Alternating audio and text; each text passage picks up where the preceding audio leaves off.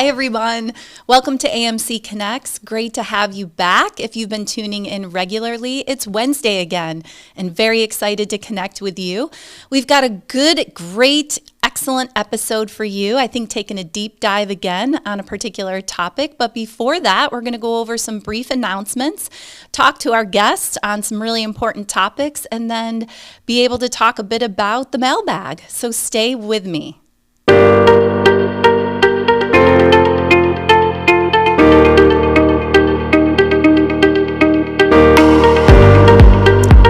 Thanks for staying tuned in, everyone. Again, Ann Marie Czyz here with AMC Connects, and we have our weekly episodes going on time, on target every week.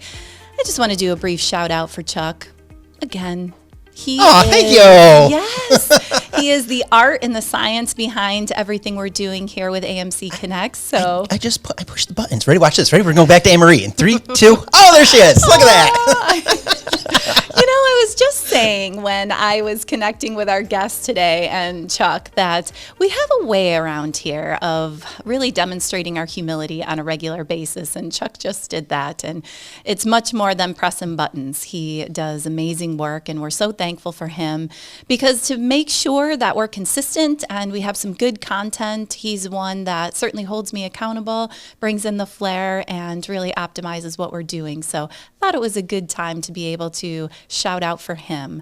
As promised, we do have some updates that have come through the organization if you haven't had a chance to tune in. And boy, if you hadn't had a chance to connect on your email, there's a reason for that. So we'll touch base on that briefly as well. But before that, do want to make sure everybody has heard, all of us as Rome Health colleagues, that effective Sunday, February 1st, we had the changes with the main entrance.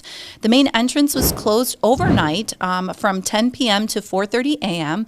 The emergency department entrance will be the only open entrance during our overnight hours. After monitoring usage and considering colleague feedback, we have determined that the overnight traffic through the main entrance does not justify keeping it open during these hours. We've had it open for some time, I think over 6 months now. So a lot of effort went into, again, kind of analyzing a lot of the changes that we've been through on the main campus. So I want to keep monitoring that and making those good evolutionary steps. And I'm so thankful, again, for our workforce for always jumping in with opinions and thoughts and solutions. But again, effective Sunday, it was February 1st, that all team members must enter the building through the emergency department between 10 p.m. and 4:30 a.m. To maintain safety and security, please have your ID badge readily available for access. As a reminder, our policy says that our ID badge has to be up, it has to be facing, and it has to be on our upper torso. Closing the main entrance overnight will allow the assigned security officer to make rounds and be readily available to respond to codes rather than monitoring an underutilized entrance. This change enhances overnight facility security and support during the overnight hours. Kind of linking back to some of the feedback with our safety and security assessments, we have had many of us over time notice that, again, the world's changed and our community and some of those changes can be somewhat challenging for us to feel safe as a workforce. We're very grateful for our security guards that are continuing to be present. They're expanding their competencies, and so making sure that that very valuable resource is up and available for us, I think was a great decision. We are also establishing protocols to escort individuals from the emergency department to the main hospital for after-hours access to maternity, ICU, the RHCF, or other areas requiring internal badging. One of the favorite parts for me about us on the main campus and many of the workforce is that we do have our head up. We are present, and having those types of attributes means we kind of notice when people are circling around and don't know exactly where they're going. So keep it up, everybody. That wayfinding means a great deal to visiting people that are trying to see their loved ones and special people in their lives. We appreciate the colleagues who provided feedback again and helped guide this decision, and thank you for your cooperation for, again, implementing another change. I know we've talked about this on another podcast, that change is kind of the constant in healthcare, and I know it can get fatiguing, but my hope and some of the energy that I'm seeing is when our change really comes from where it matters the most, the front lines, and ideas and thoughts, that we're not just changing for the sake of changing or some outside entity, we're changing because we want to continually make our organization the very best it can possibly be. So thank you again for that. Shifting gears a little bit, if you had a little trouble accessing your email over the last couple of days, weeks, just want to make sure you know that we've had our IT department that are continuing to work on our safety and security. We do have some experts working with us, but there are some updates that happen sometimes that kind of bring some of our processes down. So if there was some frustration, we thank you for your patience. We'll keep people informed in a variety of different ways. But just to kind of highlight that we did have some notifications that went out to all of us that the identification of a system vulnerability involving email access, email, and calendar synchronization, making that connection for many people who use kind of an online calendar to personal devices, phones, tablets, etc., will no longer function when off hospital property until further notice. So this came out a little while ago, again, trying to have some seamless and up-to-date communications. It has since resolved, but just to kind of keep it on the forefront for people that we are trying to communicate in real time. That's what the workforce has asked from me, and we did have that. Sometimes we might have some intermittent access issues. So just kind of be present and aware of that. And if you do find something that's not working properly, please report it so that we can get on top of things as quickly as possible. Again, thank you to the IT department for continuing to work with us. I did say recently, I think in a huddle, thanking our CIO when things did come back up online and they were pretty seamless, like thank you. Sometimes we forget to thank our support services for the great work that they do when everything is functioning properly. So stay up to date, everybody, with communications, and please make sure that the communications are coming and we understand how it's landing with all of you. Well, I'm really excited to be able to spend time with this particular guest. It's a guest that maybe people didn't anticipate being on an AMC Connects, and I've shared in many episodes that we have individuals that work our organization from different places and spaces in extremely pivotal ways. This particular person represents a specialty within healthcare that, again, I don't know that people understand how vital it is to the fabric and success of Rome Health. So I'm really excited to welcome Tabby Cingranelli with me today on the podcast. Chuck, aren't we so excited? Excited! Yes. Really, like for me, finally, get to spend some time just one-on-one, or maybe one on a couple hundred, because it is a podcast. But for now, me and you. Way to make it easier. Yeah. Yes, Tabby.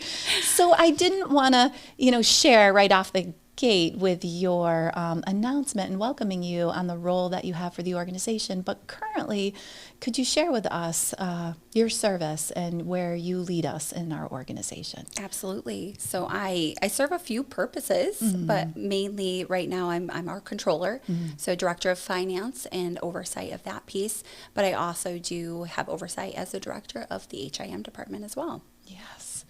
And now I wonder, looking at you and thinking about you, this is how I know you, but I believe you entered into healthcare from a different starting point. Can you share with us how, healthcare kind of connected with you and where your starting point was and how you got to here? I would love to. So after I realized that becoming a meteorologist was not in the books for me, I decided to go into nursing, and that was the path I wanted to take. Specifically, I wanted to get on the path to become a midwife, actually. Women's health and maternal baby care it's a passion, even still. Nice. So I got an overnight job working as a nurse aide up on our maternity here, and I loved it. I fell in love with everything to do with Rome, but also healthcare specifically. I was in nursing school and then decided to pivot a little bit and move to the administrative side. I was able to continue my work at Rome in other capacities and stay here and grow and develop with the organization as it has evolved over we're coming up to 17 years. Wow, Tabby. Yes, ma'am. Are you so glad I that am. I mean, that was such a leading question. Of course. Are you glad? Yeah, Tabby, are you good? There's one answer to this. There's one answer. Yes. Your evaluation. No. No, right. 17 years. I mean, that is a big commitment. At first, it was out of just desire to be a part of something bigger and growing. And then I became really stubborn. And I'm like, no, I'm going to outlive Rome Health, right? Like that was, I'm going to be here for the duration. Even with commuting and being further away, it's just home. It's a place that I can get behind. I am in a location of a lot of big fish or big ponds or oceans, as people call it, right? We compare different healthcare systems. Yeah, sure. But Rome isn't a pond. It's not a lake. It's not an ocean. It's a stream. We're moving always. And that's how we're different. We are always moving, evolving, adjusting. We have something get in front of us, we move around it. We keep going. So for me, it's an easy answer. Why to stay here and to grow and develop. Oh, that's amazing. Yeah. What do you think one of our maybe greatest pivot points have been in your tenure here at Rome? Gosh. And like maybe what have Can you I seen suck up for a moment? Because really, this is going, Chuck, stop laughing. This is going to sound like I'm sucking up, but really, you have really been a pivot point for us, if I'm being completely honest. I'm a huge human interaction person. I believe that our people are essential, right? We aren't anything without the people we have here, and you speak on that regularly. You live by it. But beyond that, you show it in your actions, not just your words. So the pivot point for me was having you come to Rome and revamp how all of us envisioned healthcare and what we were doing. Really, truly. That's not like, brownie points type of thing, but really I mean that. It is. We'll go with that. Thank you, Tabby, for that. What was it, or what time frame did you maybe know that connection was maybe needed, and what was happening either from me or projects or focus areas that the pivot was needed, and maybe I was the person for such a time as this to carry it out? Well, being here for so long, I've seen a lot of the CEOs come through, and so I've been blessed with that as well. Sure. It gives you different perspectives. Yeah.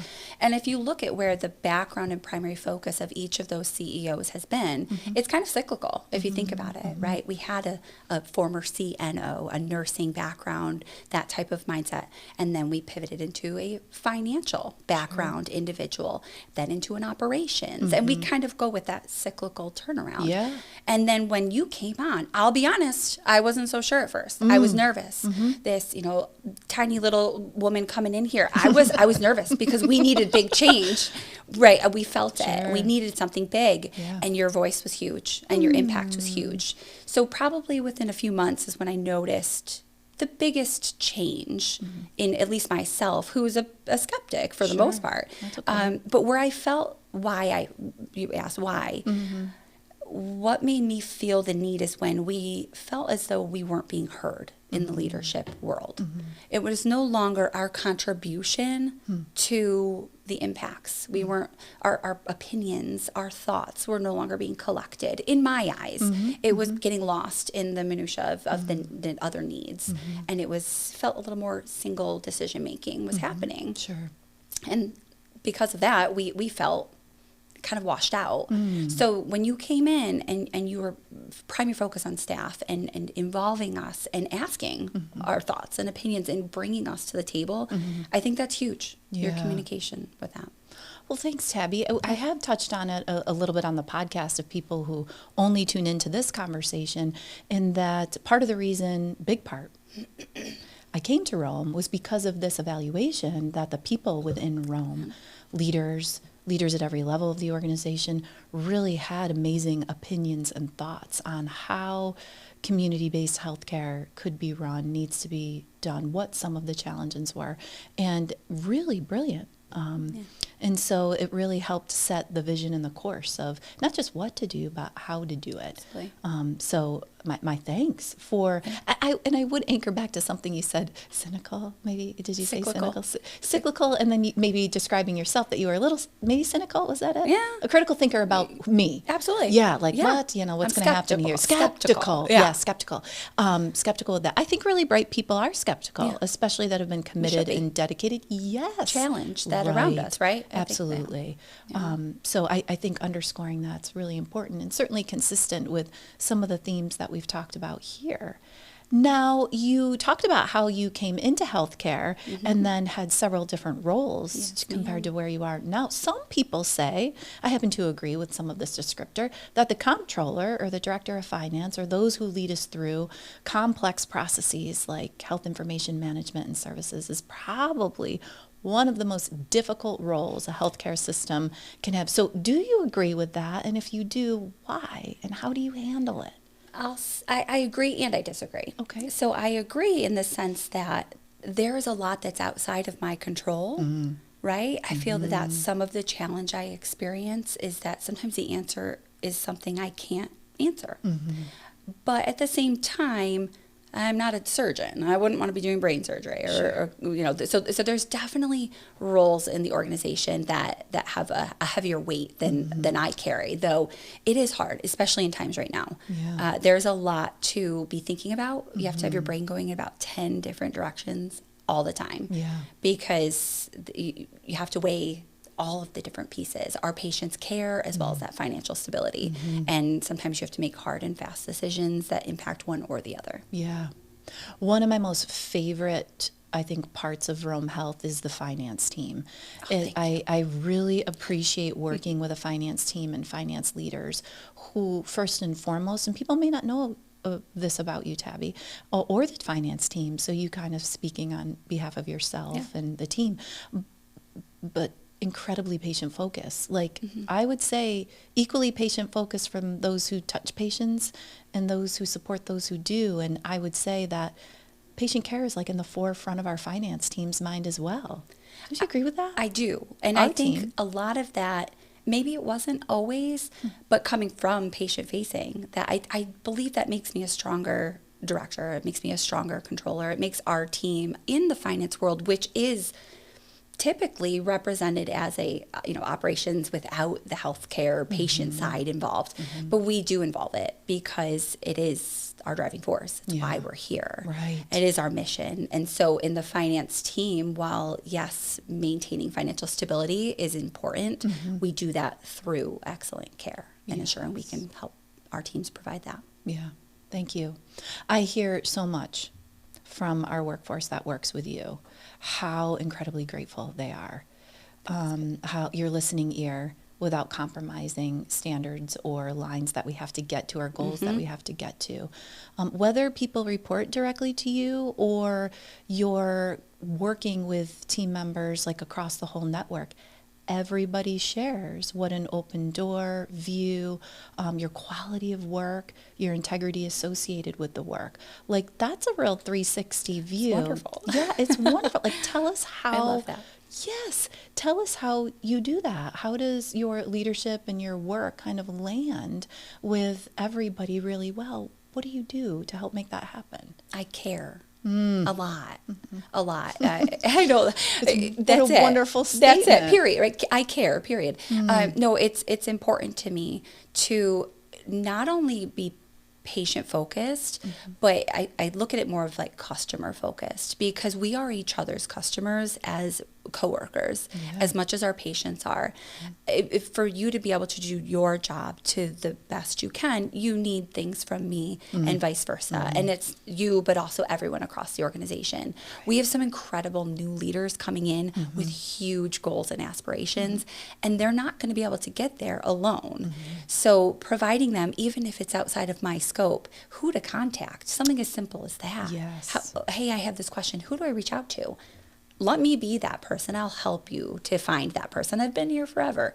And directing people or getting them the right reports or whatever that is, even if it's outside normal scope, it ultimately serves us all and makes all of our jobs easier. Right. It's almost like your internal knowledge and the equity that you've created with that knowledge. You can kind of walk people through some things that I could never even dream of, even though my desire and my care might be in the same similar place. Sure. What you knew and what you've known for 17 years is just like, well, that was strategic. That was very strategic. And some people, negatively look at a resume and see somebody jumping around and their thought might be, oh, could you not figure out what you wanted to do? And I said, no, I knew exactly what I wanted to do, but I can't know everything if I don't know everything, right? And I know that actually, Dr. Tilio said he's a jack of all trades, master of none. Yes. I laughed at that when I was listening, and I said, well, guess what? I want to be a master of all.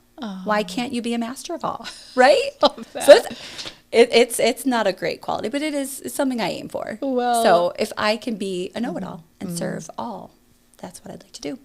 Well, I would say I think that your personal goal, I hear that as a real personal vision and goal for yourself, which is awesome. We've worked on leaders having vision, largely for ourselves, but on behalf of ourselves for our teams, right? When I first started working with you, you were a manager on the finance team, right? Yes. That was the vision that you are. Yes. So I had this privilege of getting to know you through that role, but also the desire for you to grow into the director of finance role. Yes. I would have to say, Tabby, that you have to be one of the fastest learners I've genuinely ever encountered. Thank you. Yeah. Thank you. That's huge. That's a huge compliment. Thank you. Good. Yes, because I've worked with amazing people, like you're talking about, and real high performers and great go-getters. In terms of the time frame, it's taken to learn very difficult concepts in an ever-changing world associated with healthcare finance in upstate New York. You do probably have to be the fastest learner that I've encountered. Wow. I'm trying to measure lots of people in my head, but I was thinking about when we were going to have this discussion today, I was kind of reflecting and thinking about you.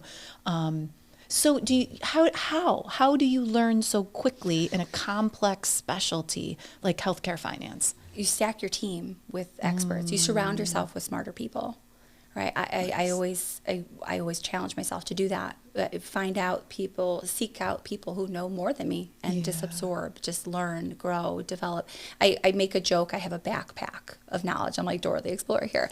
I carry around a backpack through my career path. Love it. Literally, I say this to my staff too. Put it in your backpack. You'll need it later, right? Yes. So sometimes I'll meet somebody and they just make a small comment, something, and I'll literally jot it down, put it in my notes. But I joke it's in my backpack, and then I'll pull it out a year later as a concept to apply to something else. So that's how I do it. I just grow and absorb from everyone I can. Brilliant. Yeah. Having that humility, having big goals and high expectations on yourself, but also balanced with that humility to be able to surround and learn from others. Amazing. Thank you.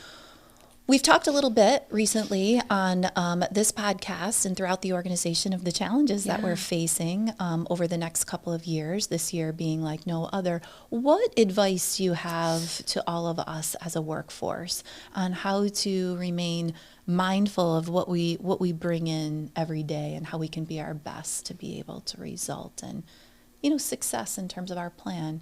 If people didn't know this, I should have said this before now. Part of like the amazing attributes as they show up for the organization is Tabby really runs our plan for budget every single year. Runs probably, she would define that much better, but she really has the support, the lion's share, in making sure the team in finance has what they need so we can all have what we need, and just establishes a really strong plan, picture, budget. People say budgets are like an ethical document, so they're important to us, and we reference that. But back to what recommendations do you have for? I think accountability, individual and independent accountability comes first. Yes. If we hold ourselves accountable, we can also hold each other accountable. I like to use a lot of analogies for things, just make it simple. We are all puzzle pieces to a bigger puzzle, and without any puzzle piece, you have an incomplete picture and therefore unsuccessful in whatever your outcome that you want is. And so in order to remain on budget, or in order to find areas of opportunity, or to help our organization remain fiscally responsible, we all have to hold ourselves accountable to our part. So, right. I mean, that's a simple, I think that's really generalizing what you're asking. That's important. But that generalization allows us each to interpret it on how we might need to. Yes. Right. Our materials management director needs to be held accountable, or hold herself accountable, different than the plant operations director, or different than our EVS directors, or different than our dietary directors. It's different per person. Right. But ultimately, personal accountability to run our departments as if they were our own bank account. Yes. Right. Yes. We if we were to be simple, Yes. think of it as that. Would you allow your own bank account to go negative? Right. We wouldn't outspend what we make. So if we have that same concept, hold ourselves accountable collectively as a team, we're going to see that change. Yes. Great. Thank you. Continuing to deepen a little bit, I haven't asked this question in a while on the show and the agenda, but what advice do you have for me as a CEO as you look at the pictures and the angles and the lens that you look through to our organization? You have such a comprehensive view of our network. Yeah. What do you think? Communication. Yeah. All right. And you do a great job already, but I think continued communication, transparency, and sometimes that comes in a really ugly package, right? So the letter that we received and I talked to my staff about things sometimes as being heavy, right? Yeah. They're heavy. Sure. They're hard to hear. Yes. But we need to. We need to, right down to all staff levels. Yes. And I think communication and transparency, it's huge, and what I think you do thrive on, but we need to continue. Excellent. Yeah. Does that answer your question? It is, and it's a continued challenge, right, Chuck? I mean, we need to make sure this is one avenue, but Tabby had mentioned the written communications that came out. We read it. I think repetition, making sure that I am supporting accountability. I kind of link back to that too. I think sometimes people view accountability as a negative, but it really is a positive. The more accountable we get, it shows us the feasibility that's within our organization. How do we have to be supporting things differently? And people know where our priorities are. Well, you find opportunity. Yes. It naturally happens. Yeah, well said. When you hold yourself accountable, you find opportunities. It's inevitable. We did our expense management project last year. Yes. And through holding people accountable to be looking at their contracts, reviewing their spends, we found over $200,000 within a single quarter review. Yes. It's as simple as that. Yes. We find opportunity through accountability. Right. And so we've really believed here at Rome Health that our plan is very effective. We have a great budget. It's a stretch. But to Tabby's point, making sure that we understand our services, understand what's going into them, there's always a way through, and we're discovering that. And sometimes we need to do it. Well, Tabby, speaking of transparency, I have heard in the community, in particular, whether it's different industries or it's people who represent healthcare within different types of community roles, but people kind of have this question right now because there's, I think, so much media on healthcare. Yes. And I've heard this question asked this way, kind of pointed at maybe I could be just a little bit sensitive because I represent hospital-based network of care, but like, where's all the money in healthcare? Yeah. From your perspective, how would you answer that question? Knowing that you're with me, we're leaders in a hospital-based network, but when people say, well, geez, where's all the money? We hear that, hospitals are given so much, but where did it go and what's happening? And how would you start to think through that? That's a tough one. Right? That's a tough one, it's complicated. right? Because it's not one place, but ultimately we pride ourselves on providing excellent care, right? Exceptional care. That's our mission, our vision. Exceptional care, and we do that by putting our money back to our patients. Really, so ultimately, it's back with our patients. It just might not be in the way they think it is, right? We aren't flashy, and we aren't. We have a beautiful new construction site. It's amazing. It's something to be seen. but that is for the patients. It is better care in better rooms. We invest back in ourselves. So the funding we receive, we invest back in ourselves, right? Our transformation grants and things that we're receiving. We also utilize that funding to ensure that we have the right people in the right places to provide that care, whether that be the best nurses we can find, the best surgeons we can bring to the area, or the right administration to lead our teams. So sometimes I think that gets a bad rap, right? When we come to salaries and people. But the right people are essential to drive an organization and make the right decisions for us. Oh, thank you for Does that answer? Oh, thank you. It's a tough question. Yeah, and the construction of healthcare finances comes from a lot of parts. You mentioned, you just touched on grants and how grants, have to be spent and where we need to place things. Yes. Really helpful. I haven't done this in a while either. Oh, boy. Chuck, pulling out all the stops. You're going for it. Woo! People, I know people. Yes. Do you have any questions for me? Oh, gosh, I would have prepared if I'd known. Oh, that little notebook isn't going to help you now? No, Tabby's it's a not. Let me prepper. go to We page love If you didn't know, 27. Tabby, I want you to hold it up. I want you to show everybody. She prepared ahead of time. I did. And how many questions have we hit on that? None. None. Not a single one. Yeah, thanks. Love It's it. okay. My accountability is helping me find opportunities for Yes. myself. This is kind of a note to myself and others that might be listening. Tabby's a very successful individual, person, leader. Chuck's, he's agreeing with me, he's affirming 100%. this. Oh, man. 100%. There's something tied to success and prep. Oh, That's what I'm 100%. taking back. I'm feeling kind of convicted that we need to make sure that we have preparation, and the process of preparation can really yield wonderful success. Agree. Tabby, thank you for that. Yeah. Right, Chuck? Like, Absolutely, note yeah. to all of ourselves. Yeah, Let's no, prep. it probably annoys like my husband and other people. I joked. I forget even the context of what we were talking about. I was referencing some of your fast questions in the end here, and I was saying, I could plan a Disney trip in about 4.5 minutes if anybody needed it ever. But from that, like my preparation for even to that level. So yes, I come with notes, but I didn't come with questions. So great. Well, maybe is there something in Tabby's your... so successful, except here. Except here, she failed. Awesome. Yeah, great. Yeah. Note to self. Ask questions. This was kind of like an interview. I should have come with questions. Done. Yes. Tabby, I've already decided on you, so there's no interview needed. You're committed. Yeah. You're stuck with me. No, I guess I do have a question. Yeah. Out of everything we're doing, out of all our visions, missions that we talk about generally, yourself, Ann Marie, what would be your top goal, specific goal for you to see in this organization in the next 12 months? Wow.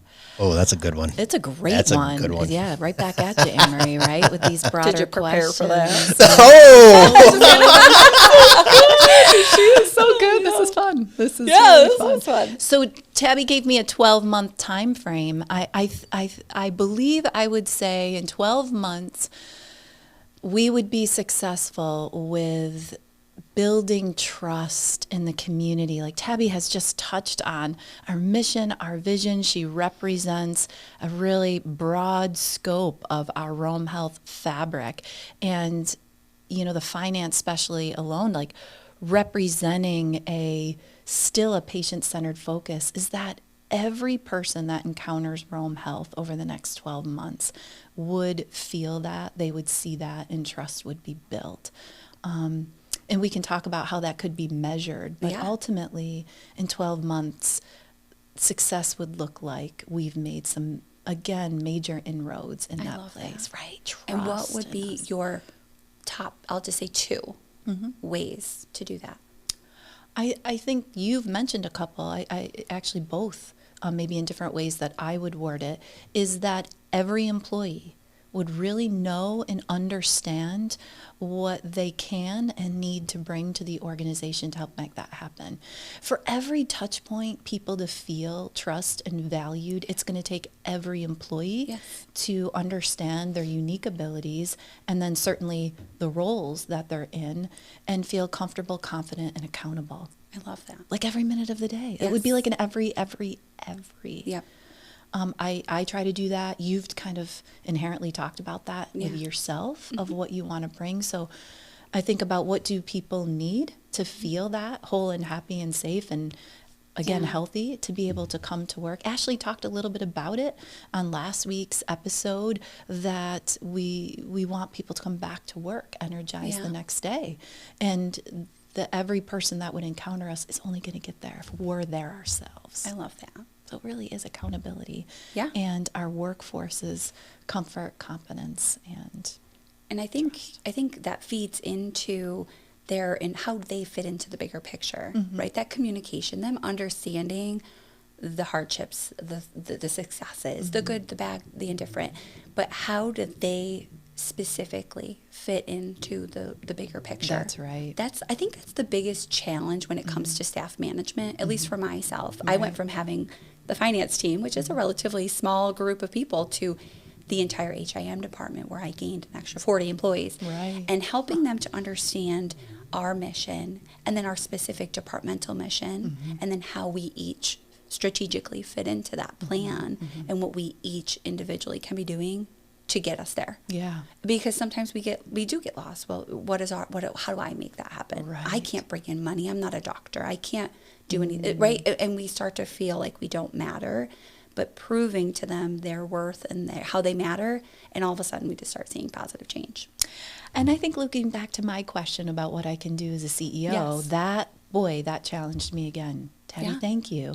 And that we need to do that. I need to do that on a broader scale, on an individual scale of how we all fit within this organization so that there's that personal connection and engagement. Tabby, thank you. Oh, you're welcome. It's a great conversation. You mentioned rapid fire. Oh, gosh. So we're going to talk about rapid fire Okay. for a second. Great. Well, a couple minutes. What is your favorite go-to gas station snack? So I cringed when I heard you ask this. Right? I did. I of course, now you can see my face. It was the same reaction. Like, oh gosh. Ew. Are you one who avoids gas stations? I do. Yeah, sure. Okay. First of all, I let my car Understood. go right to E, so my husband gets my gas every time. So I don't even go to the gas station at all. Great husband. Yeah, I know, he's awesome. I would say beef jerky. Oh, nice. So Protein. I'm a super high protein girl. I love beef jerky. Yeah. Great. Yeah. Thank it's you. a go-to snack. That's another conviction.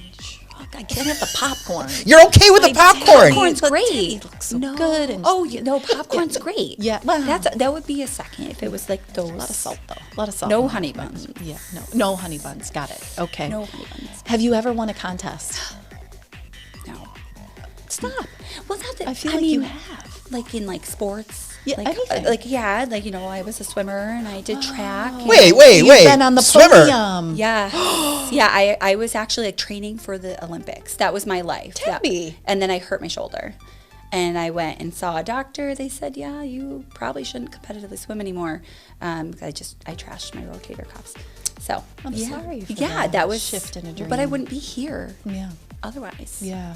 Because meteorology was my next one, and then as I kept chipping away, like not that one. Somehow I could see you as an amazing meteorologist, but you've been on the podium. And training to be an Olympic So swimming was my athlete. life. But other than that, I'm pretty boring. I haven't won anything. I'm super competitive. If you haven't noticed this about me, on it just a smidge. like I don't like to lose, so I don't do a lot of competitions if I don't know I'm pretty much going to win. Yeah, sure.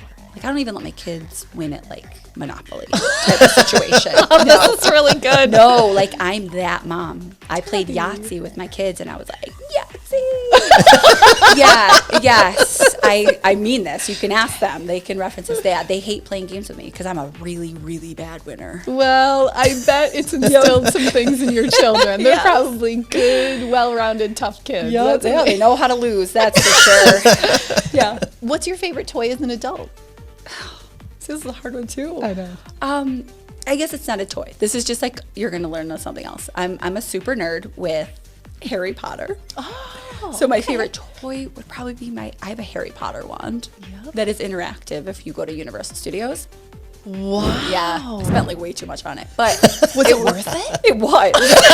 Yes. We have videos when we went last year where I'm like doing the spins and everything at the different things, and it like moves and lights up. Yep, that was me. I was booting 6-year-olds out of line so I could get there to do it, but it was so worth it. This is awesome. I do love knowing this about you. Yeah, this is great. Your favorite movie? So I do love Harry Potter, Oh, sure. but ironically enough, if I were to sit and no kids around, I was to put on a movie, I would put on Jurassic Park all There you day go. long. And you Okay. mentioned this in a previous Okay. podcast, That's actually, right. ironically, and I love Jurassic Park. Yeah. Yeah, I thought it's a Dr. classic Attilio, he had Correct. the socks on. Well, That's why I was like, I saw that earlier, and I'm like, I'm calling that at that time, and I was wrong. Yeah, when you referenced that, I did. I thought to myself, like, oh, how funny, because I do. I always seem to put it on. Yeah. Yeah. Quick note, people. If you haven't picked up on it, my friends, Tabby has referenced a fair amount of podcasts. Yeah. So if this is your first one, according to her, it might be worthwhile to keep tuning in from here. And you can always go back and listen to the others. But thank you, Tabby. You've been listening. I appreciate you. I have. What you might have clued this in a little bit, but what is your hidden talent? I clued it in. I Like- did. Well, no, like you've given us a little bit of clue. Oh, hidden I talents or talents really that don't we have a lot of hidden talents. I can say the alphabet backwards. That's here. Okay, but can I preface? I don't want to rate our hidden talents on this show at all, but I should that preface though. is Okay, a top-notch let's hear one. about how this happened. As a teen, well, let's actually go back even further. In elementary school, they teach you stop, drop, and roll. Yes. And you think you're going to need it in your Yeah. future. Yes, So you you focus on the order of those events. Yes, Right? yes. You practice. Yeah. So as a teen and young adult, I knew I was going to need to be able to prove my innocence through sobriety testing. And which obviously I don't even drink, let alone drink and drive. So I'm like, okay, why? This is so irrational. But as a teen, I practiced, I studied, I learned it in the event that I needed to prove my innocence. Wow.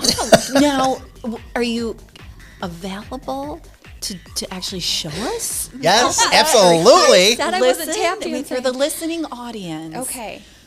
Tabby is centering herself. I'm going to turn this music down because I'm going to put special music behind this one. Oh, yeah. Because perhaps we can hear I don't know that I've heard the alphabet backwards, and I never thought of doing that. Yes. Yes. Oh, yeah, I had to.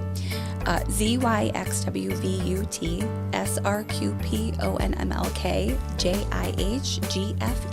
JIHGFEDCBNA. Oh my goodness! I know. It's impressive. I know. This is Watch out, fantastic. Dr. Flint. Yes. wow. Yeah, so my is impressive. middle daughter, so my 12-year-old now, she actually learned it as well because she is just as competitive as me. And so she says, well, you learned it. I'm going to learn it. I love So now she can too. this. So Very yeah, dynamic. it's great. Tabby, you are impressive all the way around. This has been That's very fantastic. helpful. Useless We've got a hidden deal. talent. No. And I did have a little birdie who did share with me that it's your birthday. Oh, happy birthday. It's happening right here, right now on AMC Connects, everybody. And it is, I'm going to face it this way. I have a little gift for you, Tabby. You don't have to open it here if you don't want to. But if people can see it, I don't know if Chuck can zoom in or if he's got some pictures to flash up for us. But it's from our Twigs gift shop. Yay. If people haven't been to the gift shop in some time, they're amazing, wonderful individuals that run our gift shop. And there's great stuff in there. is. Yes. There is. So we're so glad. Yes, on behalf of Chuck and I, the whole organization, really, Tabby. We're so Yes. grateful you were born. Oh, thank you. honestly, yes. we really are. We really Thank are. you. If I was a singer, if that was my hidden talent, I would sing for you. wow. But because it's not, I got you a little something. Can you sing Happy Birthday backwards? Can you? You first. Challenge accepted.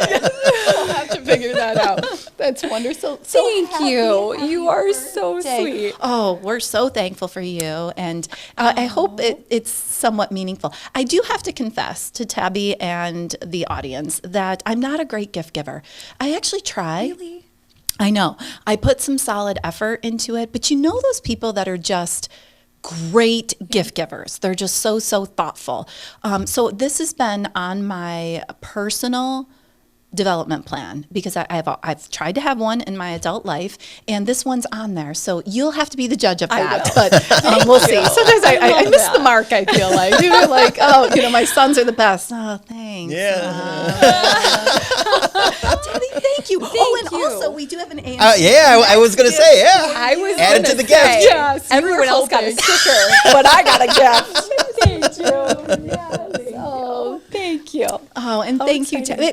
For people who may not have met Tabby, I can't imagine that, or known Tabby. When you see her, if you have a need across the network, she kind of shared this. She always makes herself available to all of us.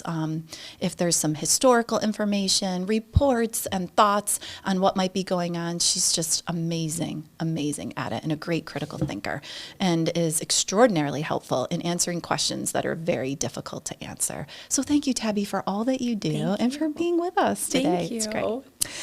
In summary, it was a great conversation with Tabby when we talk about our people and maybe the hope, the vision, if anything, in the next 12 months, that we would build trust with every encounter that we have here at Rome Health. Well, on those lines, I'm pleased to be able to say just in the last week, received some real grateful notes from people. And I just wanted to share that because people have shared with me that it's really wonderful to hear from people and what's going on in the organization. Hats off to Cassie Winter.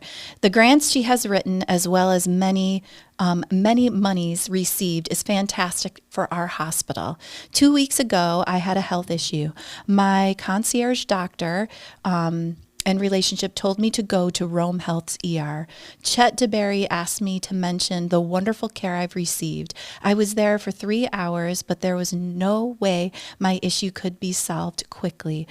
Thank you for everything that you've done. Continue the good work you and your staff are doing. And this was just this past January. Dear Ann Marie, Rachel Gubbins spoke at Wednesday Morning Club yesterday. Her presentation of Rome Health and the foundation was excellent. Her knowledge and her expertise was well received by members in attendance. Florence Kaplan is a longtime member, and she was in attendance. A wave of her hand and a generous smile added to the program. Wonderful work, everyone. We've mentioned a few of those names. I think Rachel's a new name on the podcast to mention, but absolutely wonderful. That's awesome. Yes, it is awesome. And Tabby was touching on this, but it's the whole team. It's all of us working together to make sure that trust and care encounters are just as perfect as they possibly can be. A brief note as well that somebody shared: care was excellent, staff is fantastic, professional, friendly, and have humor. I thought this is nice. This is like another, right, Chuck? It's another written letter that kind of carves out our staff's connection through humor. Was there recently for a procedure. Ann was present yesterday, and she walked in with a big smile and a greeting because she recognized my name. I am telling friends about Rome Health. Amazing. That's awesome. Thank you, everyone. Thank you all, as always, for creating the best care out there here.